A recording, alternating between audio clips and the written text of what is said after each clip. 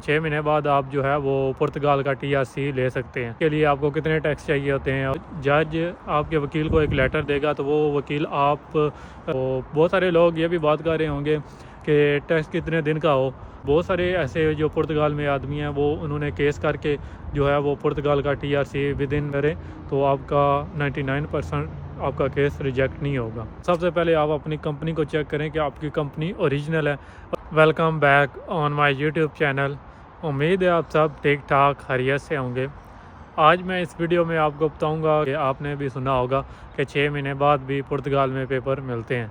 तो ये कानून आज से तकरीबन 4 साल पहले आया था, जब कोरोना आया था। कोरोना के दौरान इन्होंने जो है ये एक लॉ बनाया था कि आप जो है 6 महीने बाद आप केस करके 6 महीने बाद आप जो है वो पुर्तगाल का TRC ले सकते हैं। तो आज इसके बारे में, प्रोसेस के बारे में बात करेंगे कि इसके लिए आपको कितने टैक्स चाहिए होते हैं और कितने टैक्स बाद आप जो है वो केस कर सकते हैं।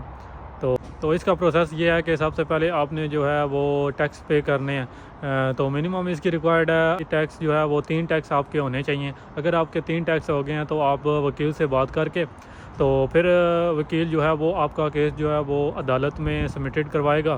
तो जज अगर इस पर फैसला सुनाता है तो फिर जज आपके वकील को एक लेटर देगा। तो वो वकील आप की मेल से सापा के पोर्टल से सब वालों को मेल करेगा विद उस लेटर के साथ। तो फिर वो सब वाले आपको अपॉइंटमेंट देंगे।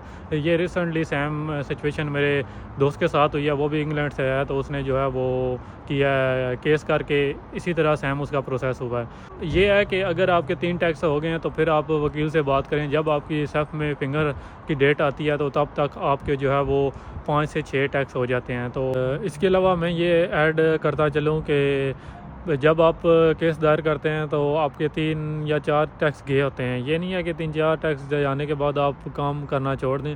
जब तक आपकी फिंगर डेट नहीं आती तब तक आप काम करते रहें और तब तक आपके 22 दिन के टैक्स जाने चाहिए। 19, 20, 21, 22 दिन के आपके टैक्स लाजमी जानने चाहिए। तो बहुत सारे लोग ये भी बात कर रहे होंगे कि टैक्स कितने दिन का हो।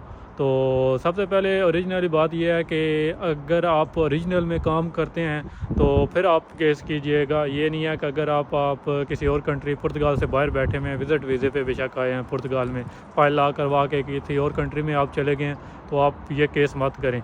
तो अगर आप पुर्तगाल में लीगली काम कर रहे हैं तो फिर आपको मिनिमम जो 1 महीने में टैक्स जाता है तो वो 22 दिन का जाता है। 19, 20, 21, 22 दिन का अगर आपका टैक्स गया है तो फिर आप जो है वो आपका काउंट होगा।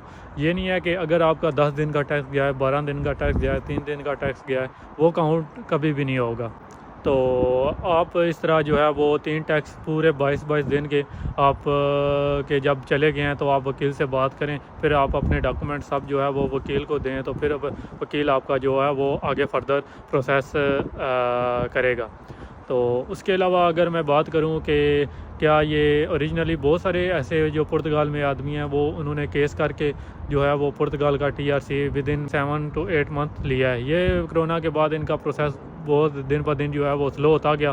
तो कोरोना के बाद इन्होंने पुर्तगाल का इन्होंने एक लॉ बनाया था। तो ये लॉ जो है वो आपको परमिशन देता है कि अगर आप पुर्तगाल में विज़िट वीज़े पे आए हैं, लीगल वीज़े पे आए हैं तो आप केस कर सकते हैं। अभी तक तो मैंने नहीं सुना कि किसी भी मेरे भाई ने जो है कोई भी आदमी आया हो इलीगल पुर्तगाल में तो उसने केस करके पुर्तगाल का TRC लिया हो। तो जो भी अगर पुर्तगाल में लीगल आया है वो केस करके पुर्तगाल का TRC ले सकता है। तो अभी तक जो भी केस सामने आए हैं वो तकरीबन 99% मैंने अभी तक जो सुने हैं वो जो पुर्तगाल में वीज़े पे आए हुए हैं वो जो है वो केस करके पुर्तगाल का TRC से विद इन 6 मंथ ले सकते हैं। और ये मैं एक थोड़ी सी वीडियो में ऐड करता चलूँ कि अगर आप जिस भी रेस्टोरेंट में, जिस भी कंपनी में, पुर्तगीज़ी, ओबरा, इलेक्ट्रिकल, पेंटिंग या रेस्टोरेंट की किसी भी फील्ड में, आप किसी भी फील्ड में काम कर रहे हैं तो सबसे पहले आप अपनी कंपनी को चेक करें कि आपकी कंपनी ओरिजिनल है। ओरिजिनल मीन कि आपकी कंपनी ये ना हो कि अगर आप केस दायर करें, ठीक है, जब आपकी फिंगर की डेट आए तो फिर आपको जो है वो ब्लैक लिस्ट कंपनी का टैक्स डले हुए हों। तो कहीं ऐसे बहुत सारे आदमियों के साथ इधर पुर्तगाल में ऐसा भी हुआ है कि ओरिजिनल में वो कंपनी में काम कर रहे थे तो वो बाद में जब फिंगर देने गए हैं तो उनको पता लगा है कि ब्लैक लिस्ट कंपनी से हमारा टैक्स जाता रहा है, लेकिन वो ओरिजिनल में काम करते रहे। तो इस तरह भी होता है, ये नहीं है कि आप ब्लैक लिस्ट कंपनी में काम करते रहें तो आपने केस कर दिया। तो ये आपकी रिस्पॉन्सिबिलिटी है, ये आपके वकील की रिस्पॉन्सिबिलिटी नहीं है कि ब्लैक लिस्ट कंपनी से आपके टैक्स गए या किसी और कंपनी से। तो आपको ये होना चाहिए कि आपका जो टैक्स जाए वो एक अच्छी, जिस तरह मेरी एक पुर्तगीज़ी कंपनी है कॉन्टिनेंट, तो वो आपका अगर आधा दिन काम करते हो तो आधे दिन का भी टैक्स वो डालेंगे। तो इस तरह आप किसी कंपनी के थ्रू अगर काम करते हो तो फिर आप जो है वो केस करें तो आपका 99% आपका केस रिजेक्ट नहीं होगा। इसके अलावा अगर ये भी बात लोगों के दिमाग में आ गई होगी कि ये भी लोगों के माइंड में क्वेश्चन आ रहा होगा, अगर केस आपका रिजेक्ट हो जाता है, जज आपका फैसला आपके हक़ में नहीं सुनाता, तो फिर ये होता है कि आपका जो नॉर्मल आपकी डेट आती है 1.5 साल बाद, 2 साल बाद, जब भी आती है तो फिर आपका नॉर्मल प्रोसेस होगा। इसी तरह मैं काम कर रहा था, मुझे एक भाई मिले हैं तो वो 89 आर्टिकल ग्लोबो में काम कर रहे थे, तो उन्होंने केस किया था तो वो उनका रिजेक्ट हो गया था। तो वो 89 में आर्टिकल में काम कर रहे थे तो रिजेक्ट हुआ था, तो अब उनके जो है दोबारा जो है वो फिंगर की डेट मेरे ख्याल से उनका अप्रैल में हुई थी, अप्रैल 2022 में। तो आपको पता है कि फ़िलहाल मार्च चल रही है, तो नेक्स्ट मंथ अप्रैल 2022। तो ये आप इस तरह जो है वो पुर्तगाल में केस करके तो आप विदिन 6 मंथ आप पुर्तगाल का TRC ले सकते हैं। उम्मीद करता हूँ ये ब्लॉग आपको अच्छा लगा होगा। अगर ब्लॉग अच्छा लगा है तो मेरे वीडियो को लाइक और मेरे चैनल को सब्सक्राइब कर दीजिए और आने वाली वीडियो का नोटिफिकेशन आपको रिसीव होता रहे। तो मिलते हैं नेक्स्ट ब्लॉग में। शुक्रिया।